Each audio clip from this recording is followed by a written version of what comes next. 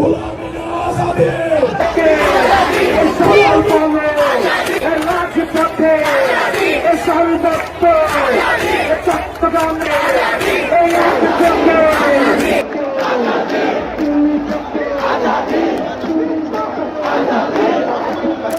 আমরা প্রতিদিন একটা শব্দ শুনে থাকি, রাস্তায়, মিছিলে, বক্তৃতায়, সামাজিক যোগাযোগ মাধ্যমে।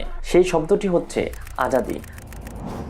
আজাদি বলতে আসলে কি বোঝানো হয়েছে, কাদেরকে বোঝানো হয়েছে? আজাদি কি ইসলামিক শব্দ? আজাদির ডাক, আজাদির লড়াই, আজাদির চাই, এই চাওয়া পাওয়ার মাধ্যমে আসলে কি বোঝানো হয়েছে? প্রথমে আসা যাক আজাদি শব্দটি কোথা থেকে এসেছে। আজাদি শব্দটি এসেছে ফার্সি শব্দ থেকে।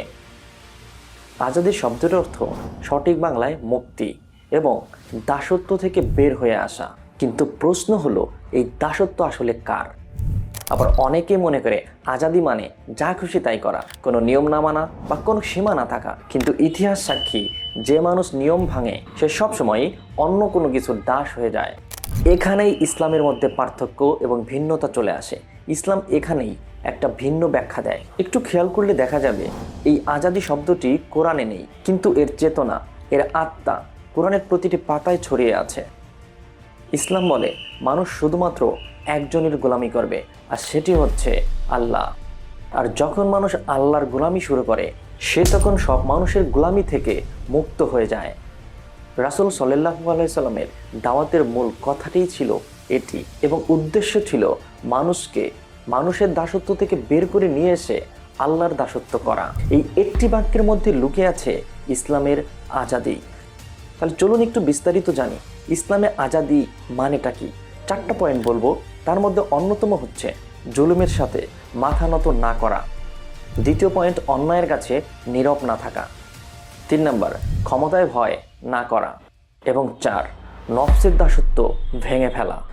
কারণ যে মানুষ নফসের দাস, সে মানুষ কখনোই মুক্ত না, সে শুধুমাত্র শিকলটা বদলায়।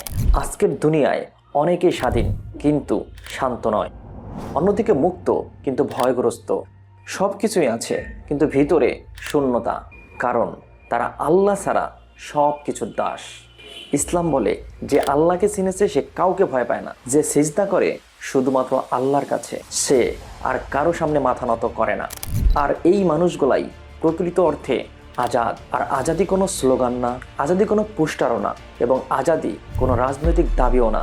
আজাদি হলো আত্মার মুক্তি, ভয়ের মুক্তি, আর আল্লাহর সাথে সম্পর্কের মাধ্যমে পাওয়া এক মহান শান্তি। তাই প্রশ্নটা এখানেই থেকে যায়, আমরা কি শুধুমাত্র আজাদির কথা বলছি, নাকি সত্যি আজাদ হতে চাইছি? আমরা কি কারো গোলামি করছি না? আমরা কি মানুষের গোলামিতে লিপ্ত, নাকি নিজেকে এক আজাদি হিসেবে ঘোষণা করে শুধুমাত্র আল্লাহর কাছেই গোলাম হয়ে থাকা? কমেন্টে মন্তব্য এবং মতামত চাচ্ছি। আল্লাহ হাফেজ।